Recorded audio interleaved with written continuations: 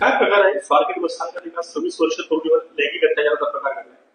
हा, ही तरुणी जी आहे ही तिच्या गावी काल निघालेली होती. पुण्याहून सातारला तिला फलटणला या गावी तिला जायचं होतं.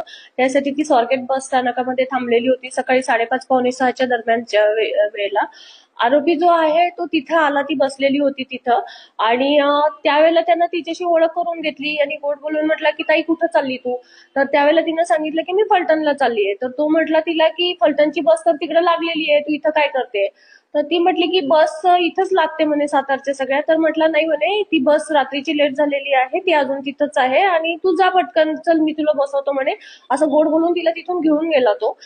तिथे गेल्यानंतर बसमध्ये अंधार होता म्हणून त्या मुलीनं शंका व्यक्त केली. तर म्हटलं की रात्रीचे लोक बसलेले आहेत आणि म्हणून झोपलेले असल्यामुळे त्यांनी लाईट बंद केलेला आहे, तू वरती चढून टॉर्च लावून बघ, असं गोड बोलून त्यानं तिला बसमध्ये पण चढायला भाग पाडलं.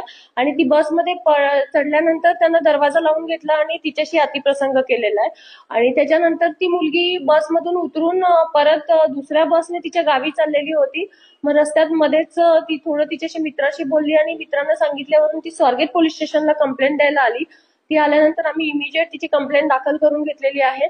सीसीटीव्ही फुटेज इमिजिएट आम्ही चेक केले आणि त्याच्यामधून आम्हाला आरोपीची ओळख पटलेली आहे. तर तो आरोपी जो आहे तो पूर्वी 392 वगैरे असे गुन्हे आहेत त्याच्याकडे ग्रामीण हद्दीमध्ये, चिखलापूर, शिरूर वगैरे ह्या भागामध्ये. तर या आरोपीला राहणारा पण तो पुणे ग्रामीणच्या हद्दीतच येतो, तो तिकडे शिरूरचा आहे.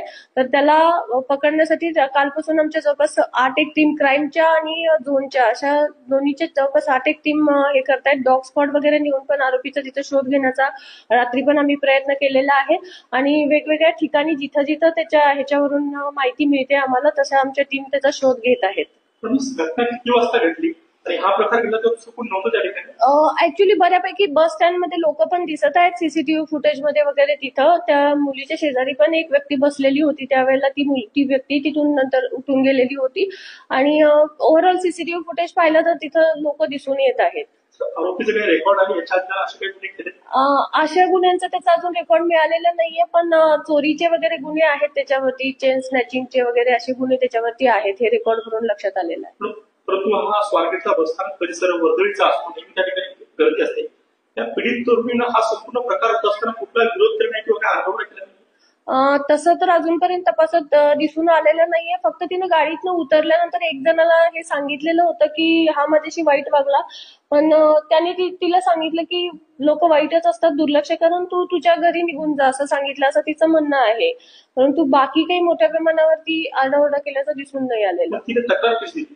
ती ऍक्च्युली तक्रार न देताच चाललेली होती.